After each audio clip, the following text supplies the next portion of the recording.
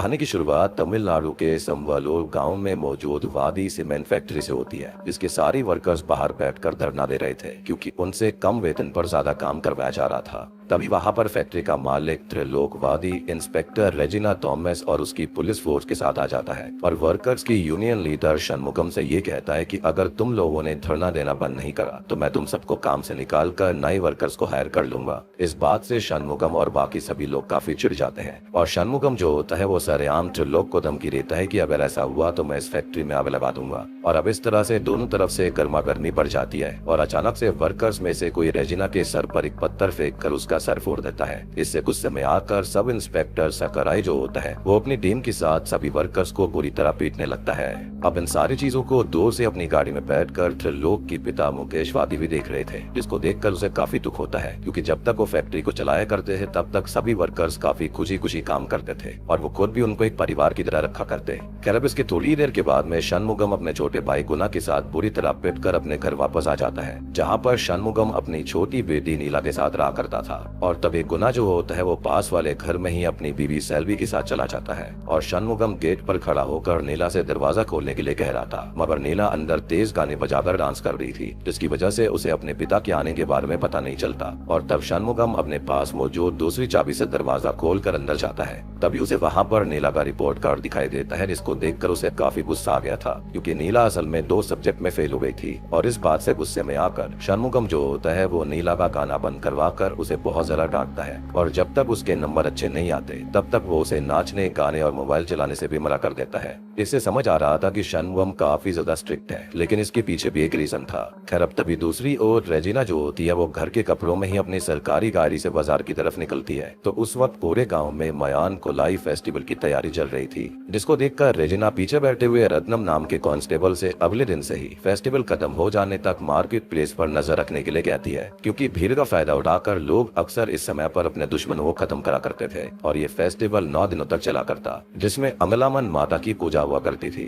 खैर अभी रेजिना का बेटा आदिशाम भी उसके साथ था, जिसे रेजिना 5 बजे तक सकराई के घर आने के लिए कहती है और आदिशाम रास्ते से ही अपने दोस्तों के साथ उनकी बाइक पे घूमने निकल गया था। इसके बाद रेजिना अपने पति वादी बेलू को लेने जाती है, जो कि त्रिलोक की फैक्ट्री का ही अकाउंटेंट था, जिसके कहने पर ही रेजिना ने स्टार्टिंग में त्रिलोक की मदद करने की कोशिश भी करी थी और उसके बदले में त्रिलोक ने रेजिना और वादी बेलू को पैसे भी दिए थे और उसी पैसे से वो दोनों केटीएम के शोरूम पर जाकर ड्यूक बाइक की डाउन पेमेंट करते हैं, जो बाइक रेजिना आदिशाम यानी कि अपने बेटे को उसके बर्थडे पर गिफ्ट करने वाली थी। खैर अब शाम होने पर रेजिना वादुवेलू के साथ खुद भी सकराई के घर पहुंच जाती है, क्योंकि असल में आज सकराई की लक्ष्मी नाम की एक नर्स के साथ एंगेजमेंट थी, जिसे रेजिना ने ही सकराई के लिए पसंद किया था और सकराई असल में रेजिना को अपनी बड़ी बहन की तरह माना करता। खैर शादी में आदिशाम आकर अपने दोस्तों के साथ बहुत डांस करता है और सब कुछ काफी अच्छे से होने के बाद में फैसला होता है कि सकराई की शादी लक्ष्मी से 1 मार्च को होगी। खैर आगे रात में रेजिना के काफी ज्यादा ड्रिंक करने की वजह से सकराई खुद ही उसे छोड़ने उसके घर तक आता है, जहाँ झूले पर आदिशाम बैठकर रेजिना का इंतजार कर रहा था। जब सकराई उससे ये पूछता है कि तुम इतनी रात में क्यों जगे हुए हो, तो आदिशाम ये कहता है कि मैं अपने बर्थडे पार्टी करने के लिए आज रात ही अपने दोस्तों के साथ कुछ दिनों के लिए मुन्नार जा रहा हूँ और यही बात मुझे मम्मी को भी बतानी थी। पर जैसा कि रेजिना अभी कुछ भी सुनने समझने की हालत में नहीं थी, इसलिए आदिशाम एक वॉइस मैसेज रिकॉर्ड करके रेजिना को भेज देता है, जैसा कि वो अक्सर रेजिना के नशे में होने की वजह से करा करता था और बाद में रेजिना होश में आने पर उनको सुन लिया करती थी। खैर अब आदिशाम रेजिना को घर के अंदर ले जाता है और सकराई भी अपने घर में वापस आने लगता है, जहाँ पर रास्ते में उसे फेस्टिवल वाली जगह पर पुजारी जी के समेत कई सारे फेस्टिवल में जाने वाले लोग दिखते हैं, जिस दौरान पुजारी जी पूजा में इस्तेमाल होने वाली खोपड़ी लेकर जा रहे थे। खैर अब सकराई के घर पहुंचने के थोड़ी देर के बाद में अचानक से उसको किसी का कॉल आता है, जिसकी बातें सुनकर सकराई तुरंत ही अपनी बाइक से त्रिलोक की फैक्ट्री के बाहर पहुंच गया था, जहां पर शनमुगम का स्कूटर खड़ा था और फैक्ट्री को किसी ने पूरी तरह से आग लगा दी थी और शनमुगम वहीं पर खड़ा होकर ये सारा नजारा देख रहा होता है। और अब एक बात तो पक्की थी कि इस चक्कर में शनमुगम फंसने वाला था, क्योंकि उसने स्टार्टिंग में कहा था कि वो यहाँ पर आग लगा देगा। खैर अभी थोड़ी देर के बाद में ही वहाँ पर बाकी सारे वर्कर्स, फायर ब्रिगेड वाले, रेजिना और मुकेश भी पहुंच जाते हैं, जिस दौरान मुकेश शनमुगम शनमुगम के साथ खड़ा होकर फैक्ट्री को जलता हुआ देख रहा था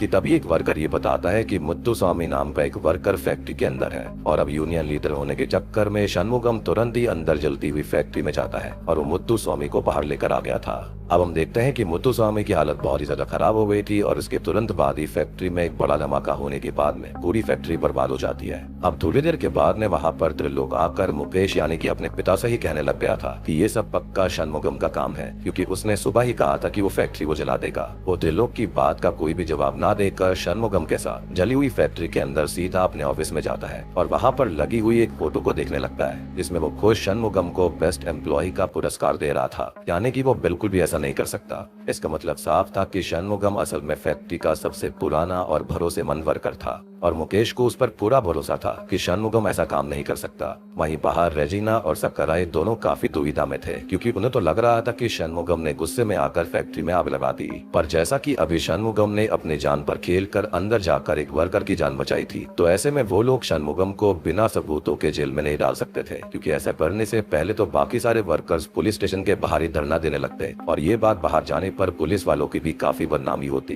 कि बिना सबूत के उन्होंने एक इनोसेंट को अंदर डाल दिया। खैर अब रात में अपने घर आने के बाद में शनमुगम को लगता है कि शायद उसे नीला से एक बार बात कर लेनी चाहिए, क्योंकि दोपहर में उसने नीला को काफी डांट दिया था। पर फिलहाल वो नीला को डिस्टर्ब करे बिना अपने कमरे में जाकर अपनी और मुकेश की पुरानी फोटोज को देखता है और फैक्ट्री का हेलमेट अपने हाथों में लिए सो जाता है, जिससे पता लगता है कि उसे फैक्ट्री से कितनी अटैचमेंट थी। खैर फिर सुबह उसकी आंख खुलती है और वहाँ पर सेल्वी थी। सेल्वी नीला को स्कूल के लिए जगाने आती है और इससे शनमुगम काफी हैरान था, क्योंकि नीला अक्सर समय पर उठकर खुद ही तैयार हो जाया करती थी। तब वो सेल्वी से जाकर उसे उठाने के लिए कहता है, पर नीला के कमरे में जाने पर सेल्वी ये बताती है कि नीला तो अपने कमरे में है ही नहीं। और ये सुनकर गुना भी हैरान होकर घर के बाहर जाता है, जहाँ पर नीला की स्कूटी खड़ी हुई थी, जबकि नीला अपनी स्कूटी के बिना कहीं पर भी नहीं जाया करती थी। और इसलिए शनमुगम और परेशान हो जाता है, क्योंकि उसे समझ नहीं आ रहा था कि नीला अचानक से कहाँ गायब हो गई। और अभी वैसे सेल्वी को ये लग रहा था कि शायद से नीला शनमुगम से नाराज होकर अपनी माँ देवी के पास उसके आश्रम में चली गई होगी, जो कि काफी समय से अपने परिवार को छोड़कर भगवान के रास्ते पर चलने के लिए एक आश्रम में जाकर रह रही थी। मगर शनमुगम को इस बात पर भरोसा नहीं था कि वो वहाँ पर गई होगी। इसके बावजूद सेल्वी शनमुगम से छुपकर आश्रम में कॉल करके देवी से इस बारे में पूछताछ करती है, पर सच में नीला वहाँ पर भी नहीं गई थी। अब शनमुगम और गुना नीला के दोस्तों से उसके बारे में पूछते हैं, उसके ट्यूशन सेंटर जाते हैं और पूरे गाँव में नीला को ढूंढने की कोशिश करते हैं, मगर उनको नीला के बारे में कुछ भी पता नहीं चलता। इससे परेशान होकर शनमुगम वापस अपने घर आ जाता है, जहाँ पर सेल्वी शनमुगम से नंदनी को कॉल करने के लिए कहती है, क्योंकि एक बार पहले भी नीला ऐसे ही बिना बताए नंदनी के पास चली गई थी। अब नंदनी असल में शनमुगम की बड़ी बेटी है और यहाँ पर नीला की बड़ी बहन, लेकिन शनमुगम के गुस्से के कारण वो भी खुद घर से बाहर जाकर शहर में रहने लग गई थी। फिलहाल शनमुगम जो होता है उसे अपनी बड़ी बेटी को कॉल करने का बिल्कुल मन नहीं था,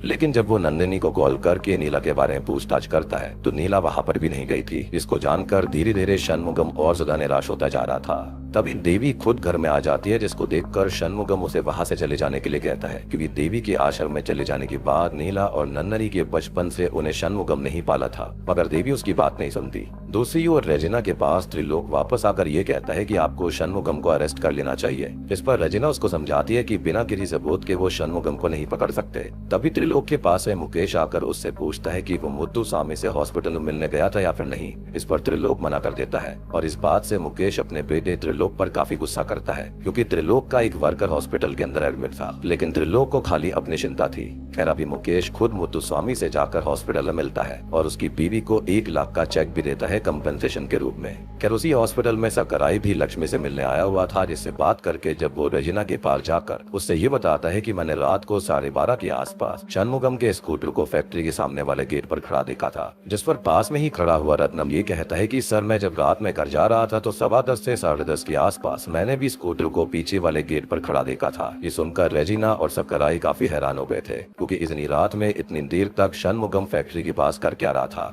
इसलिए इसी बात को सबूत बनाकर रेजिना शनमुगम को अरेस्ट करने के लिए उसके घर पहुंच जाती है, जहां पर नीला के गायब हो जाने के कारण लगी हुई भीड़ को देखकर पहले तो रेजिना को ऐसा लगता है कि शायद से शनमुगम को अपनी गिरफ्तारी के बारे में पता चल गया होगा और इसलिए उसने इतने सारे लोगों को बुला रखा है। पर जब वहां पर मौजूद लोग रेजिना और सक्कराई को नीला के गायब होने के बारे में बताते हैं तो उन दोनों को भी ये शनमुगम का कोई ड्रामा लगता है, ताकि वो गिरफ्तारी से बच जाए। और इसलिए अब सक्कराई शनमुगम को ऐसे हालात में भी अरेस्ट करके पुलिस स्टेशन ले जाता है, जहाँ पर उन्हें शनमुगम से आराम से बात करनी पड़ रही थी, क्योंकि वो यूनियन लीडर था। पर अभी शनमुगम साफ कह देता है कि उसने फैक्ट्री को आग नहीं लगाई है और वो उसको छोड़ दे ताकि वो अपनी बेटी को ढूंढ सके, लेकिन कोई भी उसकी बात नहीं मानता और शनमुगम को जेल में डाल दिया जाता है। हालांकि रेजिना जानती थी कि वो ऐसा ज्यादा समय तक नहीं कर सकते क्योंकि बिना सबूत के वो उसको जेल में नहीं डाल सकते थे, लेकिन उसे भरोसा था कि फैक्ट्री में आग लगाने का काम शनमुगम का ही था। खैर अब उस रात नीला के लिए उसके घर में सब परेशान थे कि तभी गाँव में नंदनी खुद आकर सीधा पुलिस स्टेशन पहुँच जाती है, जहाँ जाते ही उसने टीवी के वायर्स को निकाल दिया था और सकराई के ऊपर वो चिल्लाने लग गई थी क्योंकि उसकी बहन खो गई थी और पुलिस वाले आराम से टीवी देख रहे हैं। अब इस बात पर सकराई उसको ये बताता है कि शनमुगम ने बदनामी के डर से अब तक कोई भी कंप्लेंट फाइल नहीं करी है और ये सुनकर नंदनी खुद कंप्लेंट करती है।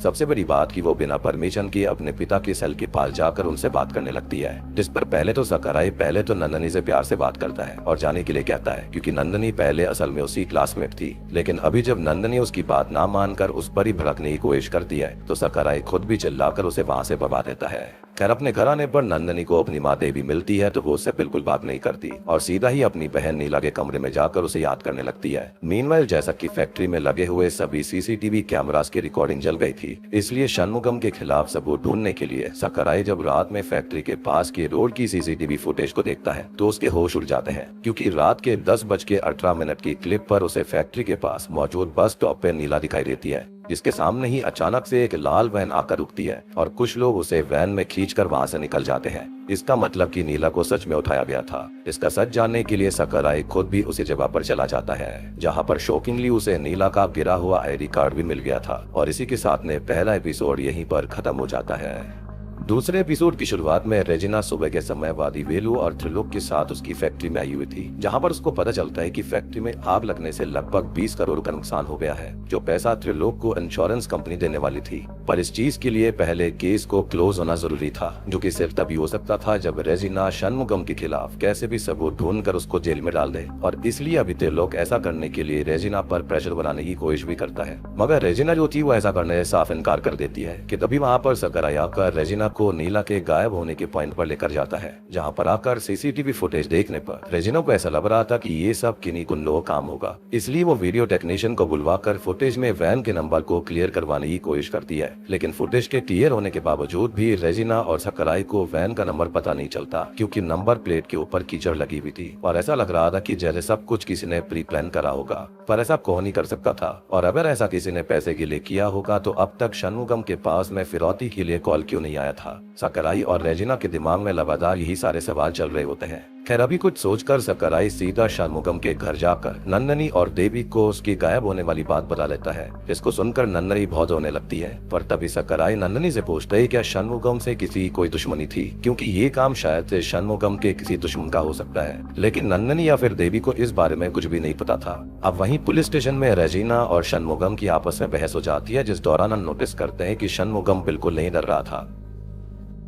पर तभी अचानक से मुकेश जाकर शनमुगम को छुड़वा देते हैं, क्योंकि उनके हिसाब से शनमुगम सच में फैक्ट्री में आग नहीं लगा सकता था और अगर उसने ऐसा करा भी होता तो भी रेजिना के पास उसको जेल में रखने के लिए सबूत होने चाहिए थे। इसलिए अब रेजिना भी शनमुगम को छोड़ लेती है। पर इस बारे में त्रिलोक को पता चलने पर वो गुस्से में अपने घर जाता है, जिस दौरान एक आदमी वेटिंग एरिया में त्रिलोक से बात करने का इंतजार कर रहा था, मगर त्रिलोक अभी उसको नजरअंदाज करते हुए सीधा अपने पिता मुकेश के पास पहुंचकर उनको सुनाने लगता है, क्योंकि त्रिलोक का प्लान ये था कि वो किसी तरह से शनमुगम को जेल के अंदर इतना ज्यादा तोड़ देगा कि शनमुगम मान लिया कि उसने ही फैक्ट्री में आग लगाई थी। खैर अभी बाहर बैठा हुआ आदमी उनकी सारी बातें सुन रहा था। खैर मुकेश त्रिलोक की बातों पे ज्यादा ध्यान ना देते हुए उसे बाहर जाने के लिए कहता है और त्रिलोक भी गुस्से में बाहर जाकर सुट्टा फूकने लगता है कि तभी वो आदमी उसको बताता है कि उसका नाम कुठानदरम है और वो ये बताता है कि वो खुद फायर डिपार्टमेंट से आपके इंश्योरेंस की अप्रूवल की छानबीन करने आया है, जिसके पैसे आपको तभी मिलेंगे जब सच में साबित हो जाएगा कि वो आग आपने जानबूझकर नहीं लगवाई थी। ये सुनकर तो त्रिलोक के चेहरे की हवाइयां उड़ जाती हैं, क्योंकि जिस आदमी को इग्नोर करके वो अंदर जाकर अपने पिता पर चिल्लाने लग गया था, उस आदमी ने त्रिलोक की सारी करामात सुन ली थी। अब तभी शनमुगम अपने घर जाकर वापस से नीला के लिए परेशान होने लगता है, जिस दौरान उसकी बड़ी बेटी नंदनी उसको संभालती है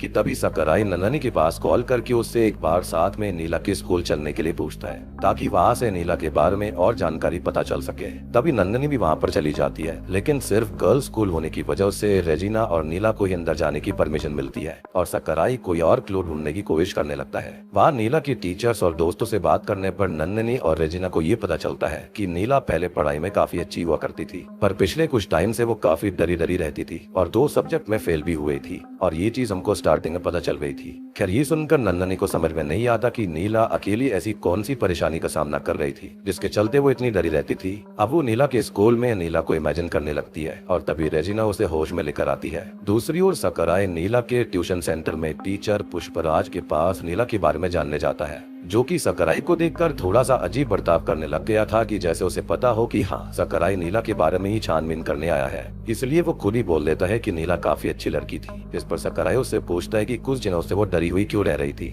और तब जाकर पुष्पराज सकराई से ये कहता है कि ऐसा शायद से नीचे बैठने वाले कुछ लड़कों की वजह से हो सकता है, जो कि शाम में लड़कियों की ट्यूशन से छुट्टी होने पर उन पर लाइन मारने के लिए नीचे बैठ जाया करते थे, उनको छेड़ते थे। ये सुनकर सकराई रात में उन लड़कों का इंतजार करता है और उनको अपनी रियल आइडेंटिटी बताए बिना पूछताछ करता है कि किस लड़के को ट्यूशन में कौन सी लड़की अच्छी लगती है। तब सभी लड़के अलग अलग लड़कियों का नाम ले रहे थे, पर नीला का नाम कोई नहीं लेता, और ये बात काफी अजीब थी। इसलिए इस बारे में जब सकराई लड़कों से पूछता है तो एक लड़का बताता है कि पहले मैं नीला को पसंद करता था, लेकिन अचानक से एक अमीर लेकिन मवारी लड़का आकर मुझे धमकाने लगा कि नीला बस उसकी है, और इसी वजह से उसने और सबने नीला के बारे में सोचना ही बंद कर दिया, क्योंकि वो किसी मुसीबत में नहीं पड़ना चाहते थे। अब ये बात पता चलते ही सकराई समझ जाता है कि नीला पक्का उसी लड़के के कारण परेशान होगी, और इसलिए सकराई लड़कों को अपने पुलिस होने के बारे में बताकर उस लड़की के बारे में जानने की कोशिश करता है, मगर कोई भी उस लड़के को नहीं जानता था। लेकिन उनके हिसाब से वो लड़का पक्का फेस्टिवल में अपने दोस्तों के साथ मौजूद होगा, और ये सुनकर सकराई तुरंत ही सबको अपने साथ फेस्टिवल में लेकर जाता है और उनसे उस लड़की को पहचानने के लिए कहता है,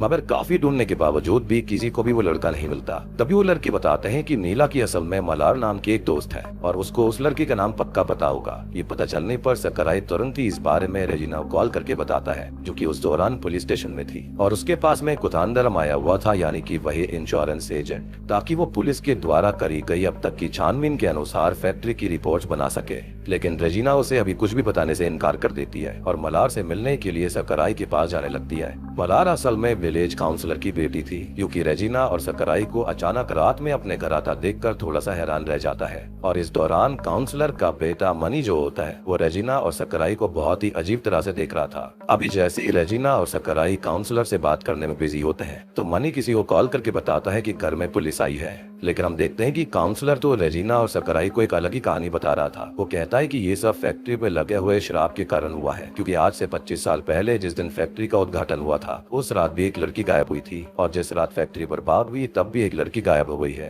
अब शराब जैसी बातों पर तो रेजिना और सकराई को विश्वास नहीं था, और काउंसलर से वो ये कहते हैं कि वो उन्हें मलार से मिलने दे। लेकिन इसके लिए शुरुआत में काउंसलर इसके लिए साफ मना करता है, क्योंकि नीला के गायब होने के बाद में मलार काफी दुखी रहने लगी थी। पर बाद में जब रेजिना ये कहती है कि मैं मलार को परेशान नहीं करूंगी तो काउंसलर उसे अंदर जाने की परमिशन दे देता है। लेकिन रेजिना के बहुत ज्यादा बोलने के बावजूद भी वो उसके लिए दरवाजा नहीं खोलती, और इसलिए मजबूरन रेजिना को वहाँ से जाना पड़ता है। पर असल में मलार के साथ कमरे में उसका भाई मनी भी मौजूद था, जो कि उसे गुस्से में देख रहा था। कहीं न कहीं मनी और काउंसलर का बर्ताव रेजिना और सकराई के दिमाग में भी खटक रहा होता है। इसलिए सकराई कुछ सोचकर वहाँ पर नंदनी को बुलाने का फैसला करता है, क्योंकि हो सकता है कि नंदनी के पूछने पर मलार उसको शायद सब कुछ बता दे। तब रेजिना सकराई को ऐसा करने की परमिशन देती है और खुद अपने घर चली जाती है।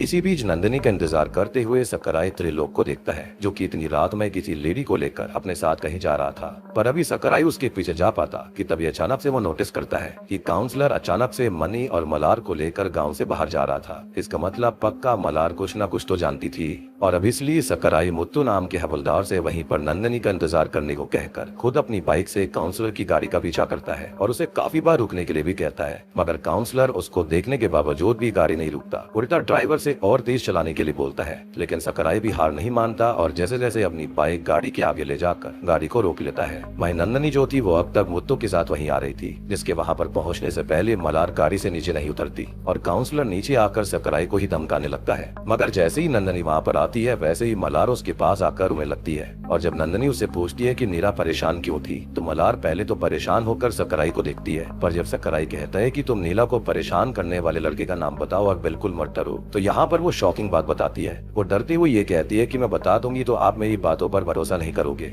और इसलिए ही मैंने इस बारे में किसी भी पुलिस वाले को नहीं बताया था, क्योंकि शॉकिंगली वो लड़का कोई और नहीं बल्कि रेजिना आंटी का बेटा आदिशाम है। जी हाँ, जो कि नीला के पीछे पड़ा हुआ था और उसे वो काफी परेशान करता रहता था। ये सुनकर तो नन्ननी के साथ साथ सकराई के पैरों तले जमीन खिसक जाती है, जिसके साथ ही दूसरा एपिसोड यहीं पर खत्म हो जाता है।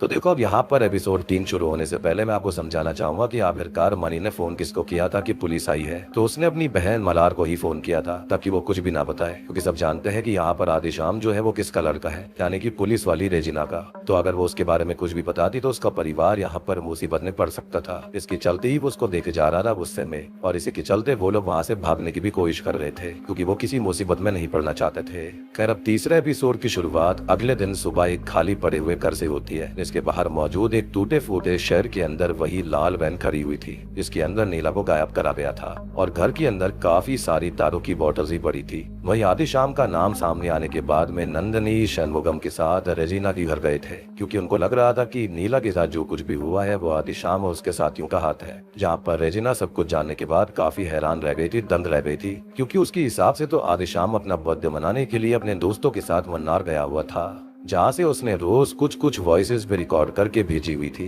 और इन रिकॉर्डिंग्स को रेजिना, षणमुगम, नंदनी और अपने घर में मौजूद सभी लोगों को भी सुनवाती है। और सच में उन रिकॉर्डिंग को सुनकर कोई भी ये नहीं कह सकता था कि आदिशाम ने ही नीला के साथ ये किया था। लेकिन दिक्कत वाली बात ये थी कि आदिशाम या फिर उसका कोई भी दोस्त बहुत बार कॉल करने पर ही फोन नहीं उठा रहे थे। खैर, जैसा कि अभी मनी, मलार और काउंसलर भी वहाँ पर ही थे, तो मलार बताती है कि आदिशाम हर जगह नीला का पीछा करता रहता था। कभी चलते फिरते सामने आ जाया करता, कभी स्कूल में मैच खत्म होने के बाद ने नीला को परेशान करता, कभी थिएटर के अंदर उसका पीछा करता रहता, और एक दिन तो उसने नीला को रास्ते में रोककर एक खाली जगह पर उसके साथ बदतमीजी करने की भी कोशिश करी थी। पर कुछ होने से पहले ही मलार ने वहां पर आकर नीला को बचा लिया। ये सुनकर तो रेजिना के भी होश उड़ जाते हैं कि उसका बेटा ऐसा कैसे कर सकता है, क्योंकि उसने कभी भी ऐसा नहीं सोचा था कि उसका बेटा बाहर ऐसी चीजें करता होगा। अब सब कुछ जानकर षणमुगम भी रेजिना को ही इन सब चीजों का कसूरवार ठहराने लगता है। तभी अचानक से रेजिना के पास में वहां पर आदिशाम के एक दोस्त का कॉल आता है, जिससे रेजिना गुस्से में ये कहती है कि अगले 4 घंटे के अंदर किसी भी हाल में वो गांव के अंदर वापस आए। इस पर वो लड़का भी मान जाता है, लेकिन इसके बाद वो लोग अपना फोन ही ऑफ कर लेते हैं, जिससे कि रेजिना साइबर सेल वालों को कॉल करके सबकी कॉल डिटेल्स निकलवाने के लिए कहती है, और उनके बारे में बस उसको ही बताने के लिए बोलती है। इस पर साइबर सेल वाले भी मान गए थे। अब हम देखते हैं कि रेजिना को त्रिलोक ने वापस अपने घर बुलाया हुआ था, ताकि वो जैसे तैसे करके रेजिना की हेल्प से कुठांदरम को अपने रास्ते से हटा सके। मगर जैसे ही वो ये बात रेजिना से कहता है तो रेजिना गुस्से में आकर कहती है कि पहले वो षणमुगम की बेटिया केस सॉल्व करेगी, और इतना बोलकर वो वहां से निकल जाती है। तभी सकराई के पास में लक्ष्मिया कॉल आता है, जो कि उसे अपने साथ फेस्टिवल में चलने के लिए कह रही थी। इसलिए सकराई भी वहां पर चला जाता है, जहाँ पर जब वो लक्ष्मी को साड़ी दिलवा रहा था तभी उसकी नजर पुष्पराज पर पड़ती है, जो कि सकराई को देखते ही अजीब तरह की शक्ल बनाकर वहां से चला जाता है। और यहाँ पर ये ट्यूशन टीचर था। फिर इसकी बात कर जाती हुई लक्ष्मी सकराई को किस करती है, पर उन दोनों के बीच में बात आगे बढ़ पाती। तभी अचानक से वादी वेलू सकराई को कॉल करके जल्दी से उसके घर पर आने के लिए कहता है, जहाँ पर रेजिना ने आदिशाम के दोस्तों के मम्मी पापा को बुलाया हुआ था, और वो सबसे ये कह रही थी कि अगर उन्हें अपने बच्चों की कोई भी खबर मिलती है तो वो सबसे पहले रेजिना को बताएंगे। और उनमें से एक आदमी षणमुगम का साथी भी था, जिसको रेजिना ने स्पेशली ये कहा था कि सब कुछ पहले मुझे ही बताना। इतना बोलकर रेजिना सबको वहां से जाने के लिए कहती है। तब उन लोगों को जाते हुए बाहर सकराई देख लेता है, जिसे रेजिना की इस हरकत पर काफी गुस्सा आ जाता है, क्योंकि रेजिना की ये हरकत ये साबित कर रही थी कि उसका विश्वास अपने बेटे आदिशाम से उठ रहा था। लेकिन इस बात पर रेजिना उसको समझाती है कि आदिशाम सच में काफी जिद्दी है, और अगर सच में उसने नीला को गायब करके उसके साथ में कुछ गलत करने की कोशिश करी है तो उसका बेटा आदिशाम सच में काफी गलत है। और अभी के लिए रेजिना के मन में ये था कि वो खुद ही मुन्नार जाकर आदिशाम और उसके दोस्तों को ढूंढेगी, जिस पर सकराई उसे ऐसा करने से मना कर फैसला करता है कि वो रेजिना की जगह खुद मुन्नार जाएगा, क्योंकि अगर रेजिना जाती तो षणमुगम और उसके लोगों को लगता कि रेजिना अपने बेटे को बचाने के बारे में सोच रही है, जिससे कि और बड़ी मुसीबत खड़ी हो सकती थी। और अब इसके लिए रेजिना मान जाती है और सकराई से वादा लेती है कि चाहे कुछ भी हो जाए आदिशाम के मिलने पर सकराई आदिशाम को सबसे पहले उसके पास लेकर आएगा। इस पर सकराई मान जाता है और मुन्नार के लिए निकल जाता है। वहीं थोड़ी ही देर में वो उस होटल में पहुंच जाता है जहां पर आदिशाम और उसके दोस्त रुकने वाले थे,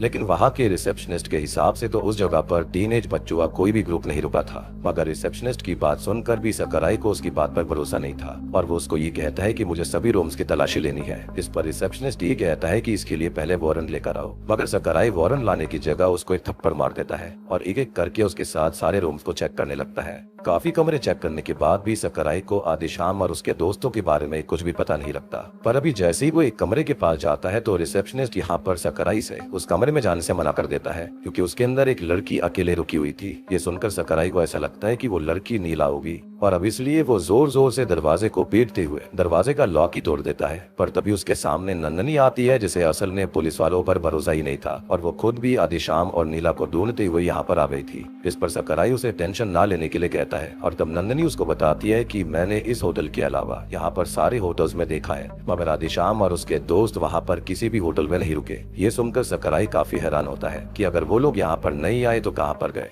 और उसे समझ आ रहा था कि वो लोकल पुलिस की हेल्प के बिना आदिशाम और उसके दोस्तों को नहीं ढूंढ सकता। इसलिए वो तुरंत ही पास के थाने में जाता है और वहाँ के इंस्पेक्टर से बात करके आदिशाम और उसके साथियों को ढूंढने में हेल्प करने के लिए बोलता है। साथ ही साथ वो लोग अब लाल वैन को भी ढूंढने में लग गए थे। तब शुरुआत में तो काफी देर ढूंढने के बाद उनको कुछ भी नहीं पता चलता, जिससे कि नंदिनी और सकराई और ज्यादा परेशान होने लग गए थे। पर तभी अचानक से सकराई के पास में एक कांस्टेबल आकर ये बताता है कि उनकी टीम ने लाल वैन को एक खाली घर में ढूंढ लिया है। ये सुनकर सकराई तुरंत ही नंदिनी के साथ वहाँ पर निकल जाता है। उस खाली घर के अंदर जाने पर उन्हें पास के शेड में वही लाल वैन दिखाई देती है, जिसमें आदिशाम का चश्मा भी रखा हुआ था। पर उसके पास मौजूद जो घर था उसके गेट पर ताला लगा हुआ था, और यही शेड हमको स्टार्टिंग में दिखाई गई थी। लेकिन अभी जब सकराई एक खिड़की को खोलकर देखता है तो अंदर उसे आदिशाम का फोन दिखता है, जिसे देखकर वो समझ गया था कि पक्का ये लोग यहीं पर रुके हैं। तभी उन्हें बाहर से किसी के आने की आवाज आती है, जो कि असल में आदिशाम के दोस्त ही थे। और सबसे बड़ी बात कि ये लोग बाहर से बियर लेकर आ रहे थे। अब शुरुआत में तो उन्हें ये एहसास नहीं होता कि सकराई या फिर वहाँ पर कोई आया है,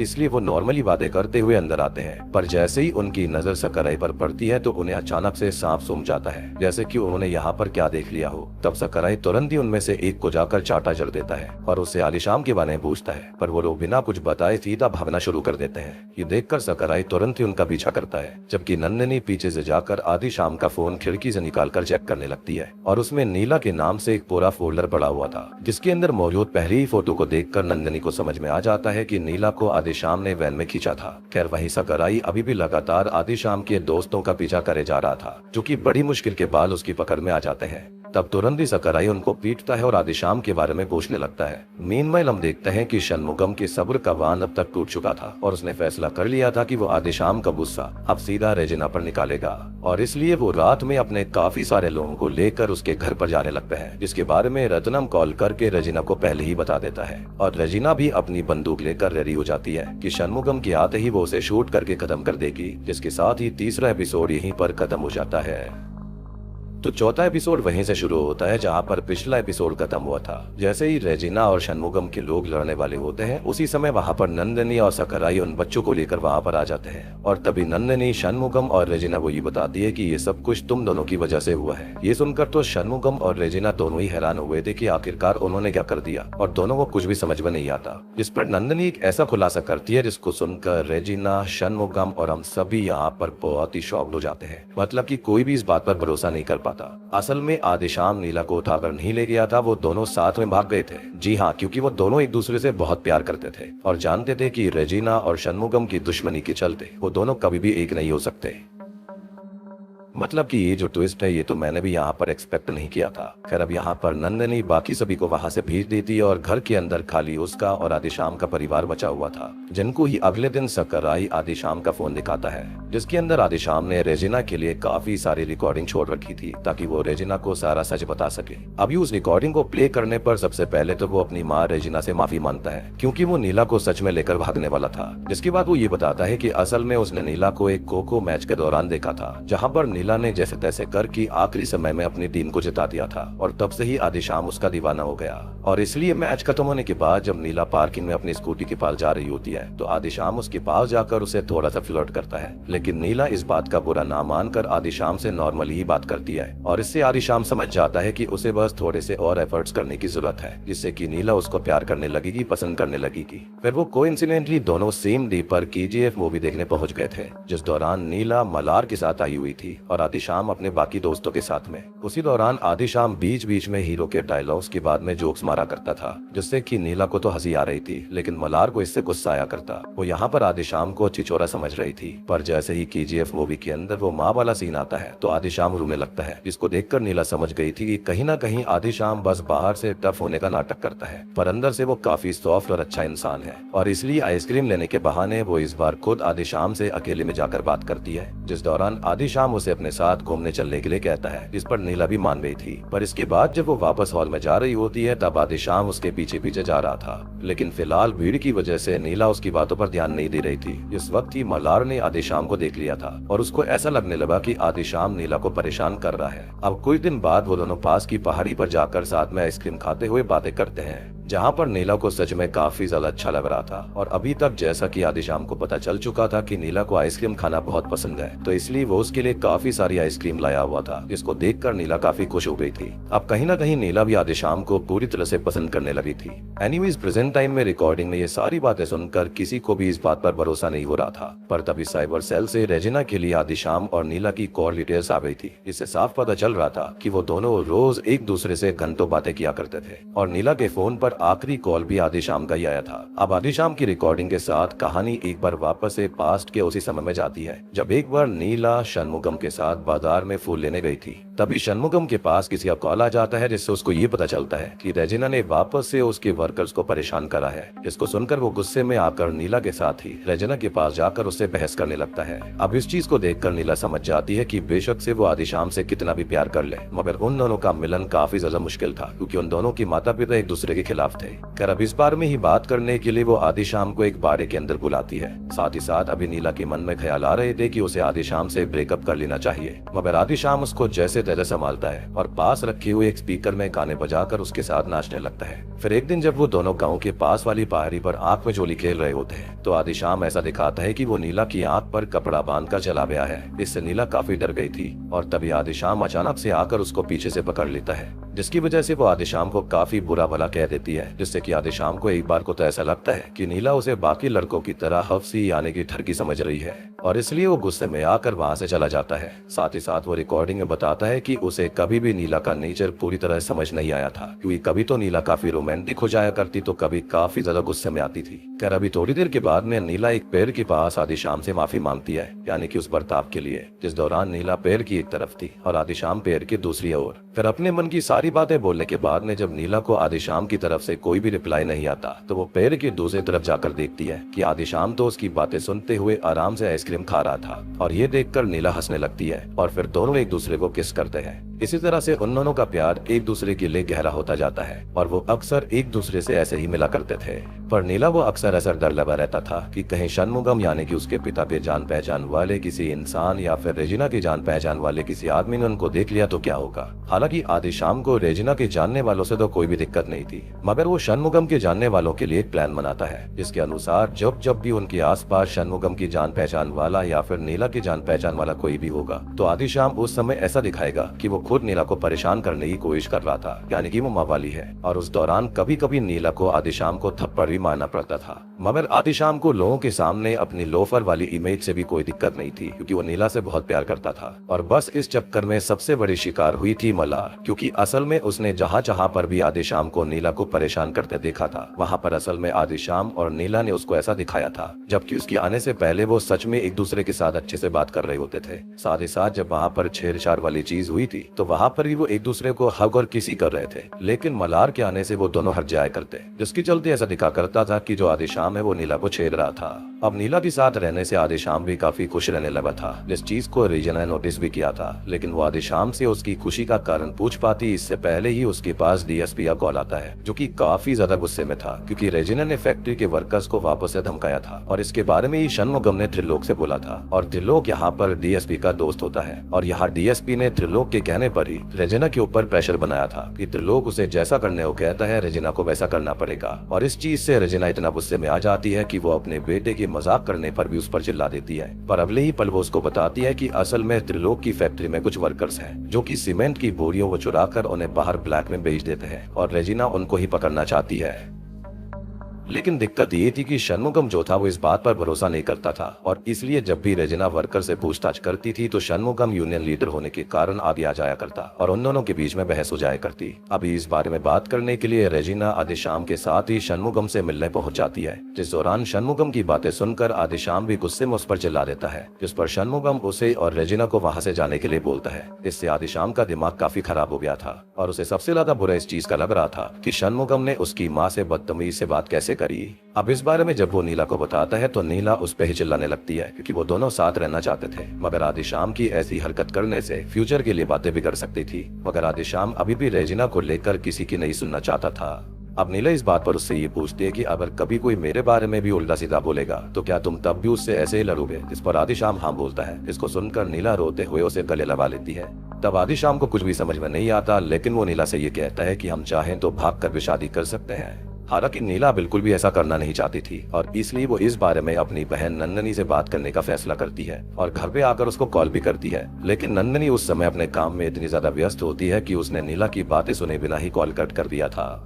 और इसलिए अब नीला अपने पिता से इस बारे में बात करने का फैसला करती है। लेकिन उसके पिता भी उस समय बाकी मजदूरों के साथ में व्यस्त होते हैं, इसलिए नीला इस बारे में किसी को कुछ नहीं कहती और आदिशाम को कॉल करके कहती है कि शायद तुम सही थे और हमको गांव से भाग जाना चाहिए। तब आदिशाम एक रेल ट्रैक के पास नीला से मिलने आता है और उसको समझाता है कि हम अभी नहीं बल्कि अपनी पढ़ाई पूरी करके भागेंगे ताकि वो सक्सेसफुल भी हो सके। लेकिन नीला को तो अभी भागकर शादी करनी थी और वो किसी स्पेसिफिक वजह से इस गांव के अंदर नहीं रहना चाहती थी, जिस पर आदिशाम उसे बार बार समझाने की कोशिश करता है, पर जब नीला नहीं समझती तो आदिशाम गुस्से में उस पर चिल्ला भी देता है। इससे गुस्से में नीला गाने सुनते हुए रोने लगती है, जिसको देखकर आदिशाम बार बार उसके स्पीकर को बंद कर रहा था, मगर नीला वापस से गाना बजाने लगती है। अब तब भी आदिशाम को कुछ भी समझ में नहीं आता, पर वो नीला की ऐसी हालत देखकर फैसला करता है कि वो नीला के साथ सच में भाग जाएगा। ये सुनकर रोते हुए नीला आदिशाम के गले लग जाती है और नीला अभी आपको गलत लग रही होगी, पर वो भागना किसी बहुत ही बड़े रीजन की वजह से चाहती थी और बाद में नीला खुद ही सारा प्लान बनाती है कि उन्हें भागकर कहां पर जाना है, कैसे भागना है, ताकि लोगों को उनके बारे में पता ही न चले।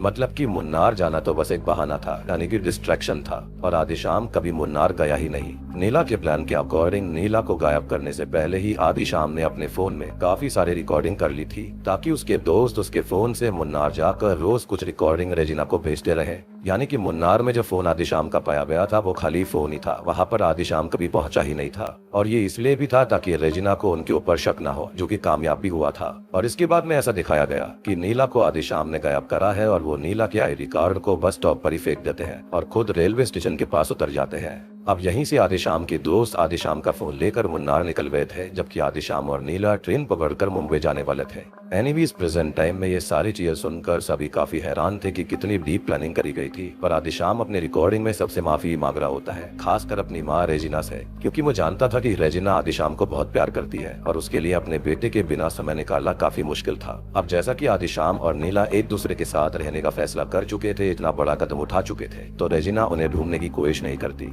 अब नंदिनी भी अपने शहर में वापस जाने वाली थी कि चलो दोनों खुश हैं। जहाँ पर जाने से पहले वो सकराई से मिलकर उसका शुक्रिया अदा करती है और सकराई को उससे बात कर ये पता चलता है कि नंदिनी भी अपने बचपन में गांव से किसी वजह से भागना चाहती थी, जैसे कि नीला के साथ हुआ, क्योंकि चीज थी कि गांव में रहकर उसको पैनिक अटैक्स आया करते थे, मगर जैसे ही वो शहर में शिफ्ट हुई वैसे ही सब कुछ नॉर्मल हो गया। यानी कि गाँव के अंदर शायद कुछ तो ऐसा है जो कि काफी वियर्ड सा था और इसलिए वो भी नीला के हाल को समझ रही थी। इतना बताकर नंदिनी घर जाकर अपना सामान पैक करने लगती है और तभी दूसरी तरफ सकराई आज मायान कोलाई फेस्टिवल में भीड़ का ध्यान रखने नदी के पास आ गया था, जहाँ पर रात में देवी माँ की पुरानी मूर्ति को नदी में विसर्जित करा जाने वाला था ताकि बाद में नई मूर्ति की स्थापना हो सके। अब इसके बाद जब रात में नंदिनी रेलवे स्टेशन पर अपनी ट्रेन का वेट कर रही होती है, तभी उसके पास में पुलिस कांस्टेबल मुत्तू दिखाई देता है, जो कि टीटी से पूछताछ कर रहा था ताकि आदिशाम और नीला के मुंबई जाने वाली बात की पुष्टि करी जा सके और फाइल को क्लोज करा जा सके। तभी नंदिनी भी उसके पास आ जाती है, मगर जब ये दोनों टीटी को आदिशाम और नीला का फोटो दिखाते हैं तो उनको शॉकिंगली पता चलता है कि ये दोनों तो उस रात ट्रेन में चढ़ ही नहीं थे। जी हाँ, यानी कि ट्विस्ट पर ट्विस्ट आ रहा था। अब ये सुनकर तो नंदिनी और मुत्तू दोनों ही हैरान हो जाते हैं कि आखिरकार अगर वो मुंबई नहीं रहे तो कहाँ गए, और नंदिनी तुरंत ही सकराई को कॉल करके इस बारे में बताती है। उसी समय पुरानी मूर्ति को पानी में विसर्जित करा जा रहा था और इसी के साथ साथ नदी में 2 गोताखोर भी जाते हैं ताकि वो मूर्ति को सही से रख सके, वहां जाने पर उनको शॉकिंगली 2 लाश मिलती हैं और वो एक दूसरे के गले लगी हुई थी, जो कि किसी और की नहीं बल्कि शॉकिंगली आदि शाम और नीला की होती है। और इसी के साथ में चौथा एपिसोड यहीं पर खत्म हो जाता है। तो दोस्तों ये थी सुजल द वोर्टेक्स के पहले 4 एपिसोड्स की कहानी। उम्मीद करता हूँ कि आपको अब तक की कहानी मिस्टीरियस और काफी इंटरेस्टिंग लग रही होगी। और अभी तक आप देख रहे होंगे कि 4 से 5 ट्विस्ट ऑलरेडी सीरीज के अंदर आ चुके हैं, लेकिन आने वाले एपिसोड्स के अंदर तो और भी ज्यादा ट्विस्ट आने वाले हैं कि आखिरकार इन दोनों के साथ में हुआ क्या था, जबकि ये दोनों तो भागने वाले थे। ढेर सारे सवाल जरूर है, लेकिन आने वाले 4 एपिसोड्स के अंदर आपको सभी सवालों के जवाब मिल जाएंगे। तो आने वाले 4 एपिसोड्स की वीडियो को जल्दी से जल्दी लाने के लिए इस वीडियो के ऊपर कम से कम 5000 लाइक और 300 कमेंट कर दीजिए, ताकि वीडियो जल्दी से जल्दी आ जाएगी। उम्मीद करता हूँ कि अब तक की कहानी आपको समझ में आई होगी, अच्छी लगी होगी। अच्छी लगी है तो वीडियो को लाइक कर दीजिए, चैनल के ऊपर नए हो तो सब्सक्राइब कर लो।